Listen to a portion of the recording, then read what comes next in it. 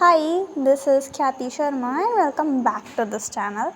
So today is Saturday and आज पहली बार हमारे स्कूल वालों ने हमें सैटरडे की लीव दी थी और इसी का फ़ायदा उठाते हुए मैं उठी थी सुबह को 10 बजे। ठीक है। एंड देन मैंने अपनी टू डू लिस्ट निकाली जो मुझे बहुत दिनों से कंप्लीट करनी थी बट मैं कर नहीं पा रही थी बिकॉज़ मैं कुछ और ही करने में लग जाती हूँ। तो ये सारा काम मुझे करना था और मुझे पता था कि मैं सारा काम एक दिन में नहीं कर पाऊँगी बट स्टिल मुझे करना था। तो this is how my study table looks. और मैं अपना सारा काम करने के बाद मतलब 10 बजे मैं उठी थी तो ऑब्वियसली एकदम से पढ़ने बैठ नहीं सकती थी। तो मैं 11 बजे अपना पढ़ने आई और यहाँ पे ना मैंने न्यूज़पेपर निकाले थे पुराने। ठीक है। तो उसमें ना मुझे ये एक न्यूज़पेपर मिला 10वीं के होनहार लिख रहा था इन पे और इन बच्चों का फ़ोटो था। तो मतलब अखबार में तो वैसे मेरा भी फ़ोटो आया था बट तब भी मैंने इनके लिए इनका जो अखबार का फ़ोटो था वो चिपका दिया अपने सामने सो दैट आई कुड मतलब मुझे मोटिवेशन मिली इसलिए मैं भूल गई इंग्लिश में। ठीक है, जो भी मैं बोल रही थी। ओके, तो पहले ना 10th में तो मैंने बहुत कुछ लगा रखा था यहाँ पे मतलब जो पढ़ाई वगैरह का था, लेकिन फिर ना मम्मी ने हटा दिया था कि अब पेपर ख़त्म हो गए, 10th ख़त्म हो गई तो उनका क्या काम। तो ये बहुत बेकार लगता था खाली खाली, तो मैंने यहाँ पे ये चिपका दिया न्यूज़पेपर का पीस। ठीक है। और एक साइड में ऑलरेडी कुछ फॉर्मूलेज़ वगैरह लगे पड़े हैं तो अभी मैंने इस पर इतना ध्यान नहीं दिया बट दूंगी, कुछ करूँगी। वैसे भी मैं एक न्यू स्टडी टेबल का सोच रही हूँ तो अभी तो इसको बस ऐसे ही कर रही हूँ, मैं काम चलाऊँ। तो सबसे पहले यहाँ पे मैं केमिस्ट्री पढ़ रही हूँ। केमिस्ट्री में मैं चैप्टर नंबर 3 पढ़ रही हूँ, पीरियोडिक क्लासिफिकेशंस वाला। और ऑनेस्टली ये चैप्टर मैं तरीके से आज ही पढ़ने बैठी हूँ स्टार्टिंग से, क्योंकि मेरा मंडे को टेस्ट है इसका और आज है सैटरडे। मैंने फ्राइडे को सोचा था कि मैं फ्राइडे को इसे पढ़ूँगी स्कूल से आके, बट स्कूल से आके पता नहीं मैंने क्या करा था, मैं भूल गई तो मैं नहीं पढ़ पाई थी। और फिर आज सैटरडे था तो मुझे पढ़ना ही था क्योंकि मैंने अभी तक ये नहीं पढ़ा था। और ये जो चैप्टर है यह थ्योरेटिकल, मतलब थ्योरेटिकल वैसे तो ठीक है मतलब हो जाता है, लेकिन इसमें जो कंसेप्ट्स हैं वो समझने पड़ते हैं जो कि एकदम से तो समझ में आते ही नहीं है।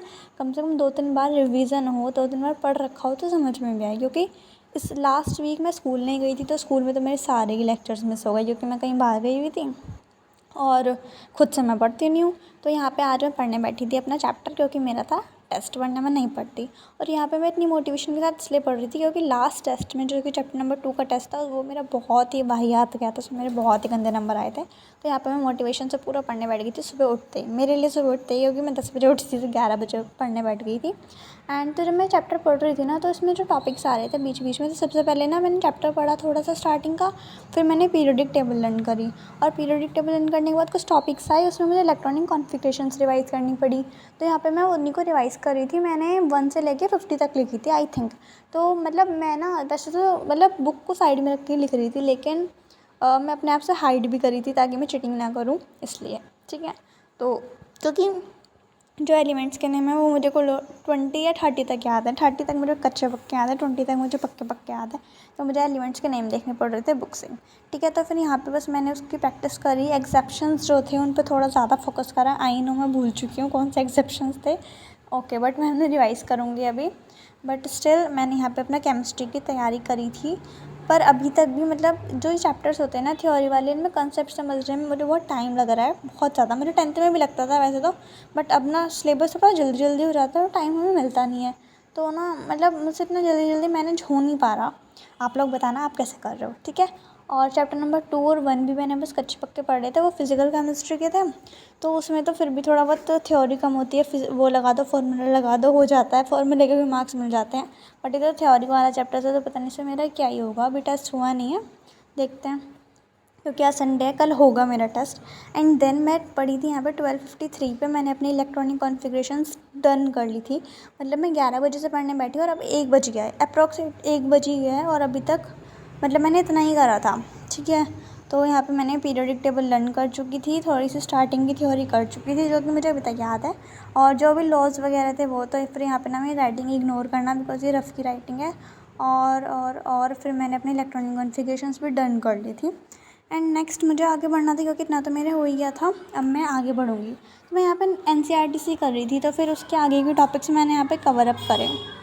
तो यहाँ पे ना मैं खुद से ही पढ़ रही थी, मैंने अभी तक यूट्यूब से नहीं पढ़ा था क्योंकि ये वाला जो पोर्शन है ना ये स्कूल में मैंने सुना था इन द सेंस क्योंकि जब मैं गई थी लास्ट वीक मैं सिर्फ मंडे को स्कूल गई थी और मंडे में मैम ने ये चीज़ पढ़ाई थी तो मुझे आती थी।